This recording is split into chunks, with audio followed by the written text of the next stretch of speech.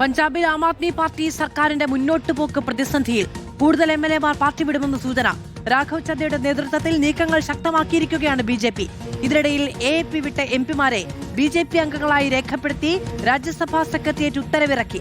നടപടിക്കെതിരെ സുപ്രീം കോടതിയെ സമീപിക്കാനാണ് അരവിന്ദ് കെജ്രിവാളിന്റെ തീരുമാനം. 48 MLA-മാരുടെ പിന്തുണ പഞ്ചാബിൽ തനിക്കുണ്ടെന്ന് ആവർത്തിക്കുന്ന ചദ്ദ സംഖ്യ 67 ഉയർത്തി കൂറുമാറ്റ നിരോധന നിയമമേൽക്കാതെ BJP-യെ ഭരണത്തിലെത്തിക്കാനുള്ള തീവ്ര ശ്രമങ്ങളിലാണ്. പണവും മന്ത്രിസ്ഥാനവും അടക്കം വൻ ഓഫറുകളാണ് MLA-മാർക്ക് മുന്നിൽ വെച്ചിരിക്കുന്നത്. ചർച്ചകൾ പൂർത്തീകരിച്ച് നീക്കങ്ങൾ വേഗത്തിലാക്കാൻ ചദ്ദയ്ക്ക് BJP ദേശീയ നേതൃത്വത്തിന് നിർദ്ദേശവും. എന്ത് വിധേനയും MLA-മാരെ കൂടെ നിർത്താൻ തകൃതിയായ ചർച്ചകളുമായി ആം ആദ്മി പാർട്ടി മറുവശത്ത്. അരവിന്ദ് കെജ്രിവാളിനെതിരെ പാർട്ടിക്കുള്ളിൽ നിന്നടക്കം രൂക്ഷ വിമർശനമാണ് ഉയരുന്നത്.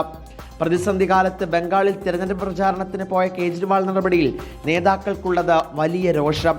അതേസമയം പാർട്ടി വിട്ട രാജ്യസഭാ MP-മാരുടെ BJP ലയനത്തിന് രാജ്യസഭാ സെക്രട്ടേറിയറ്റ് അംഗീകാരം നൽകി. ഇതോടെ രാജ്യസഭയിൽ ആം ആദ്മി പാർട്ടിയുടെ അംഗബലം 3 കുറഞ്ഞു. BJP MP-മാരുടെ എണ്ണം 115 ഉയരുകയും ചെയ്തു. നടപടിക്കെതിരെ പഴയ കേസുകൾ ചൂണ്ടിക്കാട്ടി സുപ്രീം കോടതിയെ സമീപിക്കുമെന്നാണ് ആം ആദ്മി പാർട്ടി വൃത്തങ്ങൾ വ്യക്തമാക്കുന്നത്. റിപ്പോർട്ടർ, ദില്ലി.